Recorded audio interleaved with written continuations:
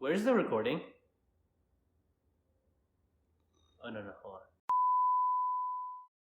Hey friends, welcome back to the channel. If you're new here, my name is Sunny and I'm a real estate investor based in Northeast New Jersey. On this channel, I typically share my investing experience in an effort to help you start or grow your real estate portfolio. But in this video, my wife Diana will be joining us to ask 15 questions we received from you on Instagram and Twitter.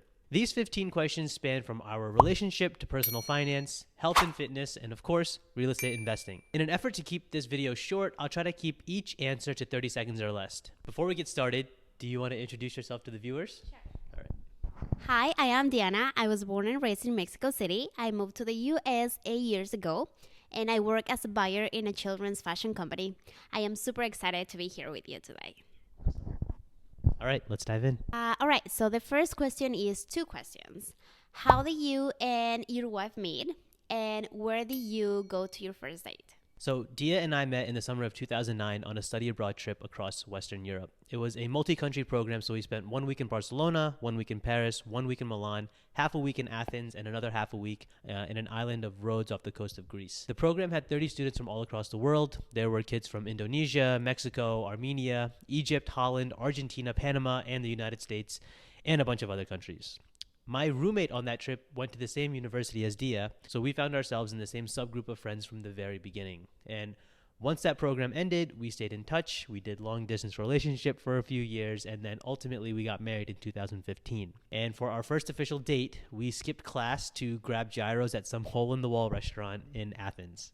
What's the biggest thing someone can do to improve their finances? I think the biggest thing someone can do to improve their finances is to pay themselves first by automating their investments. So here's what that looks like in practice for us. First, we max out Dia's 401k through her work. We never even see the money come into our account. It gets automatically deducted right out of her paycheck every 2 weeks. Then we also max out both of our Roth IRA and family HSA plan. On the first of every month, we send $500 to each Roth IRA and $600 to our family HSA. These investments get funded first no matter what. That way, we can spend whatever's left guilt-free. And this wasn't always the case. When our incomes were lower, we couldn't afford to max out everything, but we still had our auto transfer set up. As our income grew, we avoided lifestyle creep by investing the difference. Once we hit the max on all of our accounts, we got a little more comfortable with spending on frivolous things. What advice would you give someone who wants to get into real estate? I think the simplest and safest way to start investing in real estate is by doing something called house hacking. We never did this and I really regret it. House hacking is when you buy a small multifamily home, live in one unit, and rent out the others. Ideally, you live for free while getting a taste of what it's like to be a landlord. The person you want to follow for that strategy is named Matt Porcaro of the 203K Way on Instagram. There are also two really good books on the topic. The first is Set for Life by Scott Trench and The House Hacking Strategy by Craig Curelop. Is real estate for everyone? Yes and no. There are so many different ways to get into real estate. You can buy a primary home, you can buy an investment property, you can become a realtor or a mortgage broker. You can flip a contract, you can flip a house, you can become a property manager or an appraiser. I think you have to find a strategy that speaks to you and then test it out.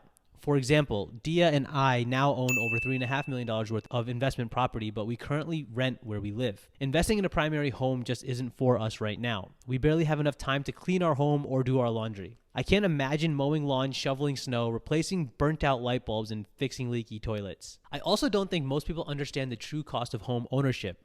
Renting, especially in coastal markets, can be a better financial decision than owning. And that's not to say that we'll never own, but it's just not for us right now. Next question, what does your diet look like? Whenever we eat at home, I try to eat the same thing for every single meal because I don't like to think about what I'm going to eat. At 7 a.m., I drink a fruit and protein smoothie. At 9 a.m., I eat a turkey, bacon, egg, and cheese burrito. For lunch, I have fruit and yogurt. And then for dinner, I will eat whatever Dia makes for us. I take care of breakfast and lunch. She takes care of dinner. And then I eat cereal and ice cream every single night. It's really bad, but we're not going to talk about that. I get my variety when we go out to eat. My favorite takeout food is Chick-fil-A, Mexican, or sushi, but we can't eat sushi right now because Dia's pregnant. Surprise! What's your current fitness routine? I work out every weekday at 5:30 a.m. On Mondays and Tuesdays, I do regular weightlifting type stuff in the gym in our apartment building. Bench press, deadlift, squat, curls, tricep extensions, that kind of stuff. For Wednesdays and Fridays, I go to CrossFit. And on Thursdays, I fast till 5 p.m., so I typically just sit on the rower or elliptical for 20 to 30 minutes. That's enough to wake me up, but not enough to make me crazy hungry. Does investing in property make it harder for first-time home buyers? Well, it definitely did in our case. We own a bunch of rental properties, and although we make a decent income, our tax returns look really bad. Most retail lenders aren't willing to look past our tax returns, so it's difficult for us to get financing in our personal names. With that said, I think if you have a strong W-2 income and you're not a real estate professional, you should be in a better position than us because there's a limit to the passive losses that you can take. Do you think we'll see a change in the housing market in the next few years? I have no idea what's going to happen, but if I had to guess, I think home prices are going to continue to rise. That increase will mostly come in the lower price bracket. I expect sub 500K homes to increase the most. 500K to $1 million homes will increase, but not as much, and anything over $1 million may or may not increase at all. One data point I can share that supports this is that the FHA increased their loan limits by 18% in 2022. That's the record for highest increase per year. What book are you reading currently, and what podcasts are you currently listening to? Since we're getting close to the end of 2021, I'm rereading 3 classic books. The first is Awareness by Anthony DeMello, the second is Siddhartha by Hermann Hesse, and the third is Man's Search for Meaning by Viktor Frankl. I also recently flipped through Show Your Work by Austin Kleon because I needed some inspiration for the YouTube channel. And currently, my favorite podcasts to listen to are My First Million with Sean Puri and Sam Parr and The Tim Ferriss Show. But when Dia and I are together in the car, we like to listen to Business Wars and I Will Teach You to Be Rich by Ramit Sethi because he helps couples work through their money problems. And we've only listened to a few episodes, but it's interesting to hear about people's relationship with money, especially when it's affecting their relationship with their spouse. What is your dream vacation? Now that I'm a dad, I think the dream vacation is to go to Disneyland or Disney World or go on a Disney cruise. I've never done anything Disney, and Luna loves Minnie and Mickey, so seeing her light up would probably be awesome for me too. I would prefer to go to the Disney in Florida because they have Harry Potter World, and I really want to try butterbeer. Who is your favorite mortgage broker of all time? Obviously, my cousin Mehul asked this question, and obviously the answer is my cousin Mehul. His email is mehul@bluerockmortgage.com, and there's actually a link in the description down below of all my videos. If you need to purchase or refinance a property held in LLC, he has the best loan product by far. Did you achieve your real estate goals for 2021? No, I did not. My goal for 2021 was to buy enough property to generate $1 million in rental income per year, and I think right now we're at like 200K. However, I feel like I succeeded despite my failure. I spent the year building out a process to market directly to distressed homeowners, and now that I have those systems in place, it's only a matter of time before I reach my goal. In 2022, I'm going to invest heavily into making that process even better, so I can't wait to see where we land. What is your favorite pizza topping? Buffalo chicken. Yes.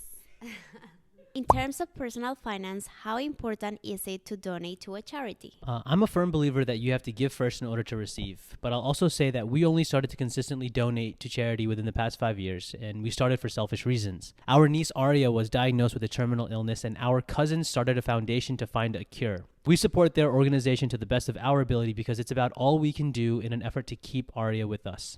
I used to think I'll donate later when I'm old and rich, but I'm glad that I got over that hurdle because I'm certain that our desire to be charitable also encourages us to increase our income. It's a virtuous cycle. My suggestion would be to start small. Donate 1% of your income to a cause that really means something to you. And if you don't notice the money missing, move up to 2% of your income the following year. That value will come back around in one way or another. I hope you enjoyed watching this video as much as we enjoyed making it for you. If you want to watch a video of why banks won't lend to us in our personal name, watch this video here. Finally, I put out a new video like this every single week, so if you haven't already, please be sure to subscribe to the channel. I don't want you to miss the next one. All right. Peace.